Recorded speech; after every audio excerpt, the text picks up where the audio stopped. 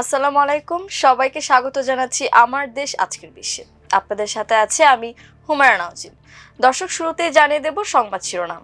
ব্যাপক আর্থিক ক্ষতির পর বাংলাদেশি পর্যটকদের ওপর থেকে নিষেধাজ্ঞা তুলে নিয়েছে ভারতের হোটেল ব্যবসায়ীরা। ইরানের সামরিক হেলিকপ্টার বিধ্বস্ত হয়ে পাইলট সহ নিহত 4। মেক্সিকোয় মাদক সম্রাট এল মেনচো নিহতের পর দেশ জুড়ে জরুরি অবস্থা।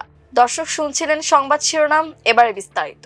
ব্যাপক আর্থিক ক্ষতির পর বাংলাদেশি পর্যটকদের ওপর থেকে নিষেধাজ্ঞা তুলে নিয়েছে শিলিগুড়ির হোটেল ব্যবসায়ীরা। গতকাল সোমবার ভারতের পশ্চিমবঙ্গ রাজ্যের শহরের হোটেল মালিকেরা 13 মাস ধরে চলা বাংলাদেশি পর্যটকদের ওপর নিষেধাজ্ঞা তুলে নিয়েছে। যদিও বাংলাদেশের সাম্প্রতিক রাজনৈতিক পরিবর্তন এবং নবনির্বাচিত বিএনপি সরকারের নেতাদের মধ্যে ভারত বিরোধী বক্তব্য কমে এসেছে, এই কারণ দেখিয়েই তারা এই সিদ্ধান্ত নিয়েছেন। গ্রেটার শিলিগুড়ি হোটেলিয়ার্স ওয়েলফেয়ার অ্যাসোসিয়েশনের যুগ্ম সম্পাদক উজ্জ্বল ঘোষ বলেন, বাংলাদেশের সাম্প্রতিক রাজনৈতিক পরিবর্তন এবং নির্বাচিত সরকার গঠনের পর আমরা শিলিগুড়ি ও আশপাশের এলাকায় বাংলাদেশি নাগরিকদের হোটেলে থাকার অনুমতি দেওয়ার সিদ্ধান্ত নিয়েছি।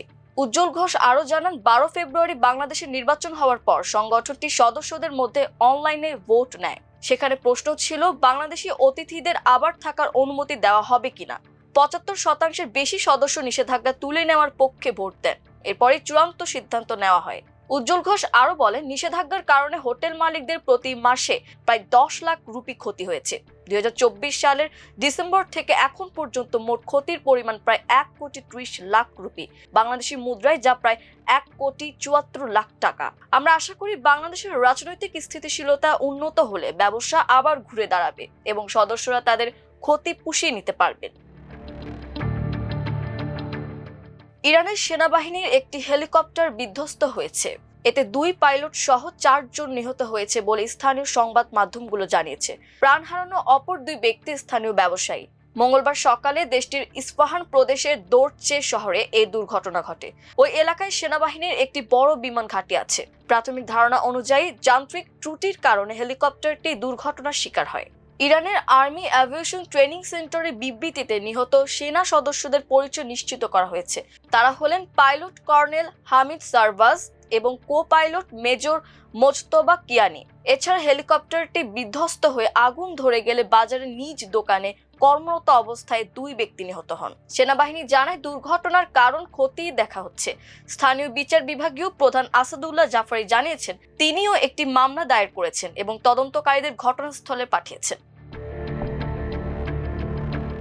মেক্সিকোর সবচেয়ে ক্ষমতাধর মাদক সম্রাট নেমেসিও ওসে গুয়েরা ওরফে এল মেনচো সামরিক অভিযানে নিহত হওয়ার পর দেশ জুড়ে চরম উত্তেজনা ও সহিংসতা ছড়িয়ে পড়েছে।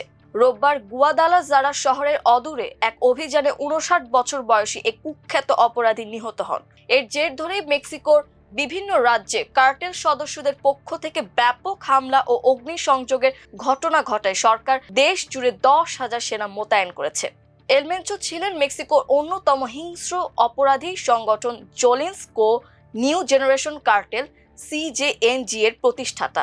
তার মৃত্যুর খবর ছড়িয়ে পড়তে কার্টেল সদস্যরা সড়ক অবরোধ করে অসংখ্য গাড়িতে আগুন ধরিয়ে দেয় এবং ব্যাংক, পেট্রোল পাম্প ও দোকানে হামলা চালায়। রক্তক্ষয়ী সংঘর্ষে 25 জন ন্যাশনাল গার্ড অফিসার সহ অন্তত 74 জন নিহত হয়েছেন বলে নিরাপত্তা নিশ্চিত করেছে দেশটির স্বরাষ্ট্র মন্ত্রণালয়। পরিস্থিতির অবনতি ঘটায় গুয়াদালাজারা সহ বেশ কিছু বড় শহরের জনজীবন প্রায় স্থবির হয়ে পড়েছে।